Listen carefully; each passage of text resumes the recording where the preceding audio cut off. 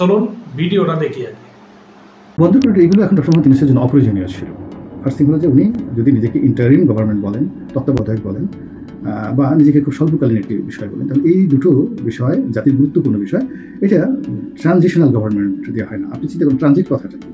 আপনি যাবেন আমেরিকাতে, মধ্যে খুব স্বল্প সময়ের জন্য আপনি দুবাইতে, হংকংয়ে, সিঙ্গাপুরে অথবা অন্য কোনো একটা প্রয়োজন, ওখানে তো আপনি মেজর কিছু করবেন 6 ঘন্টা, 7 ঘন্টা, 8 ঘন্টা, 10 ঘন্টা। একটা ট্রানজিশনাল পিরিয়ডে আপনি ডিফারেন্সের লাউঞ্জে বসেন, বড় জোর আপনি এয়ারপোর্টের বাইরে ঘন্টাখানিকের জন্য একটু গেলেন, এই তো ওনাদের একই অবস্থা। এখানে জরুরি যে কাজগুলো আমাদের করা দরকার, সেই জরুরি কাজের বাইরে গিয়ে এটা একটা একেবারে খুব বিশাল একটা সিদ্ধান্ত। চট্টগ্রাম বন্দর দেওয়া, করিডোর দেওয়া, বা কোনো বিদেশি রাষ্ট্রের সঙ্গে দীর্ঘমেয়াদে কৌশলগত বন্ধুত্ব করা, সেটা চীনের সঙ্গে হোক, ভারতের সঙ্গে হোক, এটি একটা আসলে নির্বাচিত সরকারের জন্যই এটি প্রযোজ্য। যেটা ওরা করছেন, যেটা ওনাদের যে অধিক্ষেত্র রয়েছে, সেই অধিক্ষেত্র ওরা যেহেতু বাইরে চলে গেছেন, তো বাইরে চলে যাওয়ার পরে তাদেরকে আবার ফিরে আসতে হবে নিজের অধিক্ষেত্রে। এটা হবে না। শেষ করি, আপনি নির্বাচিত সরকারের কথা বলেছেন। তা নির্বাচনের জন্য আমরা দেখেছি জেনজির যে দাবি ছিল, ওদের কিন্তু ছিল একটা ইনক্লুসিভ নির্বাচন হয়ে একটি নিরপেক্ষ সরকার গঠন হবে। এই ইনক্লুসিভ নির্বাচন করতে হলে কি করতে হবে বর্তমানে? ইনক্লুসিভ নির্বাচন করতে হলে আসলে মানে এখন যেটা আছে জাতীয় সরকার লাগে, এবং সরকারকে আমি তো বললাম যে এই সরকারকে ল অ্যান্ড অর্ডার এটা নিয়ন্ত্রণ করার জন্য অ্যাটলিস্ট 3 থেকে 4 বছর, 5 বছর সময়। এখন ডক্টর মোহাম্মদ ইউনূসের তো সেই নেই, মানে যাকে বলে এখন যে সরকার আছে, সরকারকে তো কেউ 6 মাস সময় দিতে রাজি।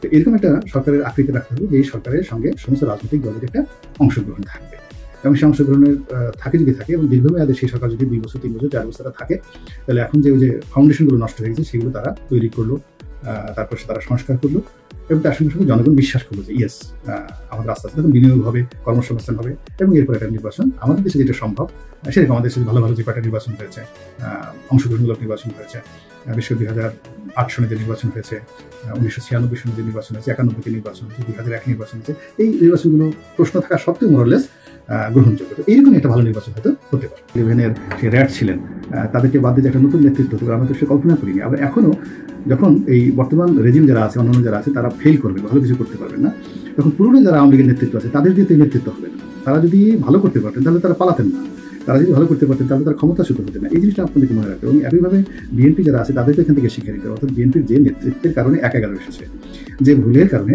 তাদেরকে চলে যেতে হয়েছে, এবং তাদের যে সকল পলিসির কারণে সেই 2006 থেকে আজ অবধি একের পর এক দুর্ভোগ এবং দুর্দশা, সেই মস্তিষ্ক, সেই দেহ নিয়ে আপনি একটা পরিবর্তিত পৃথিবীতে আপনি মোকাবেলা করতে পারবেন না। পরিবর্তিত পরিস্থিতির জন্য unit, better mind, better brain with a good soul and heart. তো সেই জিনিসটা রাজনৈতিক দলে সময় প্রয়োজনে করতে হবে। তো সেটা আমরা এখন পর্যন্ত সেই প্রস্তুতিটা আমরা শুরু করি। আমরা কেবলই আমাদের চিন্তা এবং চেতনা। আমরা আছি 2025 সনে, আর ঘুরে ঘুরে আমরা 71-এ চলে যাচ্ছি, 47-এ চলে যাচ্ছি, 69-এ চলে যাচ্ছি, 52-তে চলে যাচ্ছি, 90 গণ অভ্যুত্থানে চলে যাচ্ছি। কিন্তু 90 গণ অভ্যুত্থান এবং 25 সনের গণ অভ্যুত্থান এক না, স্পিডটাই আলাদা। 2 নম্বর হলো যে প্রসিডিউরটা আলাদা। ওখানে যেভাবে গণ অভ্যুত্থানটা যেভাবে হয়নি, এখন সব মিলিয়ে আপনাকে একটা নতুন একটা জিনিস দিয়েছে। সে নতুন জিনিসের মধ্যে আপনি যদি কার্বন, আপনাকে শুধু বলা হয় কার্বন দিয়ে আপনি একটা বাড়ি তৈরি করেন, সেলুলার পেপার এবং সেলুলয়েড দিয়ে এবং কার্বন দিয়ে একটা বাড়ি তৈরি করেন। আপনার তো টেকনোলজি লাগবে আধুনিক, কিন্তু আপনি যদি কাঠ মিস্ত্রি দিয়ে বা নৌকা তৈরির মিস্ত্রি দিয়ে এরকম একটা কার্বন ফাইবার দিয়ে আপনারা বাড়ি করতে চান, আপনি পারবেন না। একটা 2025 সনে এই যে জেনজি যারা এরকম একটা বিপ্লব ঘটিয়ে ফেলবে, এখন পর্যন্ত আমার কাছে মনে হচ্ছে যে ইনক্লুডিং ডক্টর ইউনূস থেকে শুরু করে তারা এই জেনজির যে চিন্তা চেতনা, মানে এটা এখনো রিড করতে পারে, এখন রিড করতে পারে। অথচ একটা জেনারেশন কিন্তু দাঁড়িয়ে এত একটা বিপ্লব করে দিল যেটা পূর্বের কেউ পারেনি।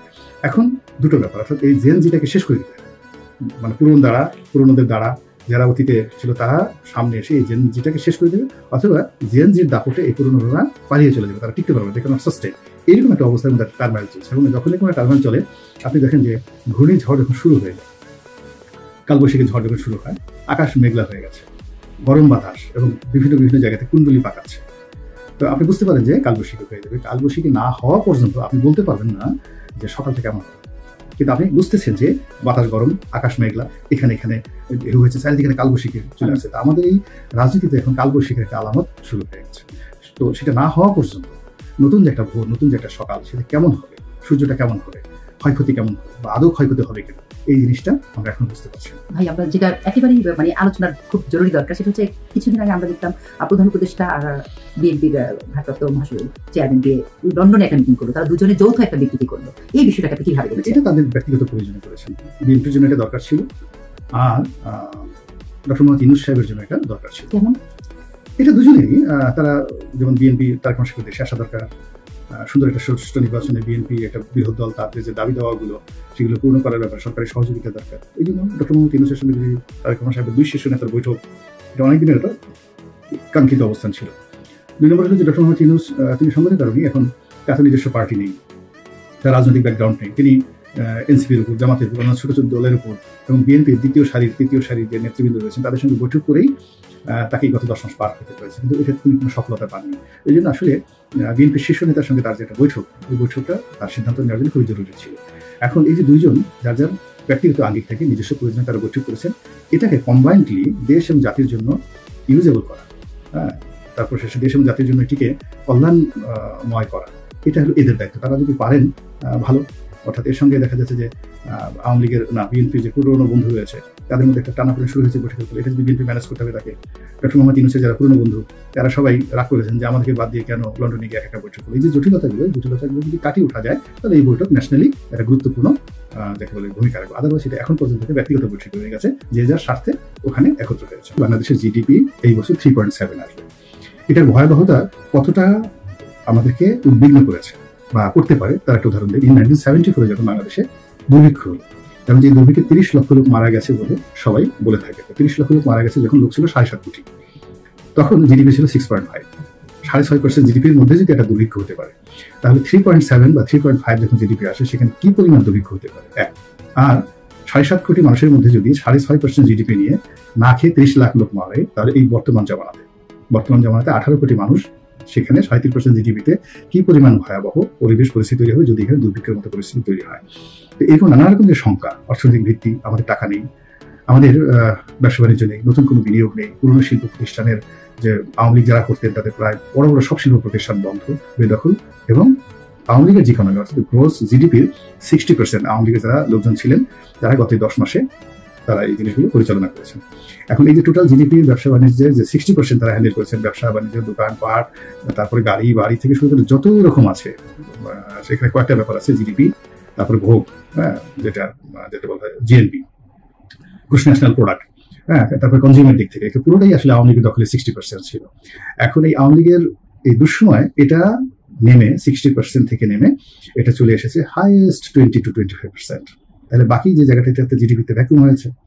অন্যদিকে বিএনপি যারা লোকজন আসছে, তো তাদের তো আগে জিডিপিতে কোনো কন্ট্রিবিউশন তেমন ছিল না। এখন নতুন এই অবস্থাতে এসে তারা যে গত 10 মাসে ব্যবসা বাণিজ্য করবে, কোনো কিছু করবে, এখন তারা টাকা সঞ্চয় করছে, তো এটাকে আবার মূল যে ধারাতে নিয়ে আসবে, এটা সময় লাগবে, অনেক সময় লাগবে। ফলে সব মিলিয়ে আপনি প্রশাসন, বিচার বিভাগ, সামরিক বিভাগ, আমলাতন্ত্র, অর্থনীতি, প্রত্যেকটা জায়গাতেই আপনার পার্লামেন্ট নেই, এখন দেয়ার ইজ নো পার্লামেন্ট।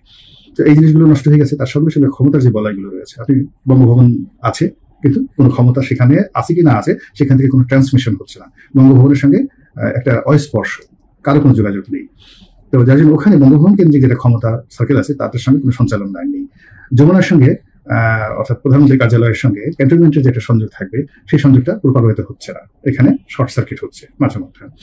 আবার সচিবালয়ের সঙ্গে যে সারা দেশের যে যোগাযোগ, সেখানে আওয়ামী লীগ বিএনপি, আওয়ামী লীগ জামাত, জামাত বিএনপি, জামাত এনসিপি, এরপর নতুন হাইব্রিড, তার সঙ্গে সঙ্গে ডক্টর মোহাম্মদ ইউনূসের নতুন যারা দল, এখানেও প্রতিদিন 10টা করে শর্ট সার্কিট হচ্ছে। ফলে পুরো স্থবিরতা বিরাজ করছে প্রশাসনে। ফলে এই অবস্থাতে আপনি একটা ইলেকশন হবে, ইকোনমি আগাবে, আমরা সাস্টেন করবো, এরকম একটা আশা করাটাই এটা অসুস্থতার লক্ষণ। এখন এই নতুন প্রজন্ম যারা নতুন সন্ত্রাসী হয়েছে, তাদের কাছে পুরনো সন্ত্রাসী যারা জেলে ছিল, এরা শিশু, অবোধ শিশু, এরা গিয়ে বাইরে মাস্তানি করবে, গুন্ডামি করবে, এরকম অবস্থা না। এখন জনপদে 2025 সনে প্রতিটি জনপদে বিপজ্জনক কিছু মানে সন্ত্রাসী তৈরি হয়ে গেছে, যারা মব করছে, যারা এমন সব সন্ত্রাসী কর্মকাণ্ড করছে, তাদের কৌশল, তাদের নিষ্ঠুরতা, তাদের পাষণ্ডতা, সব মিলিয়ে যারা শেখ হাসিনার জমানাতে সন্ত্রাসী ছিল কিংবা তার আগে সন্ত্রাসী ছিল পুরনো, যারা সে যাদের বয়স 60-এর বেশি হয়ে গেছে, তারা এখন অবাক বিষয়ে তাকিয়ে দেখে এরা এগুলো পারে কি করে, এরা এগুলো জানে না। 10 পদের মাদক একসাথে কি করে মানে মিশিয়ে খেতে হয়, মার্কেটিং করতে হয় এবং এখান থেকে টাকা আনতে হয়। পুরনো সন্ত্রাসী জেলখানায় বসে তারা টেকনোলজিক্যাল সন্ত্রাসগুলো জানে না। তারা জানে না যে কি করে একটা নারী একটা পুরুষকে রাস্তার মধ্যে থামিয়ে জাস্ট তার চোখের দিকে তাকিয়ে তার দিকে একটা মেডিসিন খেয়ে দেওয়ার পর তার উপর কনভিন্স করে তার সর্বস্ব লুট করে নেওয়া যায়। এই জিনিসগুলো জানে না, তারা কেউ জানে না। মানে সন্ত্রাসের মানে এখন যে টেকনোলজি, এখন ইরান যেভাবে আক্রমণ করেছে ইসরায়েল, এখানে যে ধরনের টেকনোলজি ব্যবহৃত হচ্ছে, বাংলাদেশের সন্ত্রাসের ক্ষেত্রে এভাবে অত্যাধুনিক টেকনোলজি ব্যবহৃত হচ্ছে। আর সেখানে যারা যাকে বলা হয় জেলখানাতে ছিল তারা সেই আদিমকালে একটা চাকু নিয়ে, একটা অস্ত্র নিয়ে, বড় একটা পিস্তল নিয়ে সামনে দাঁড়িয়ে একটা অট্ট হাসি দিল সিনেমার ভিলেনের কায়দায়, দিয়ে যা কিছু আছে দিয়ে দে, বা টেলিফোন করে আমি অমুক ভাই বলছি, বদাশা বলছি, হ্যাঁ আমি 6 ঘন্টার মধ্যে আমার টাকা না পৌঁছে দেবে লাশ ফিরে দেবো।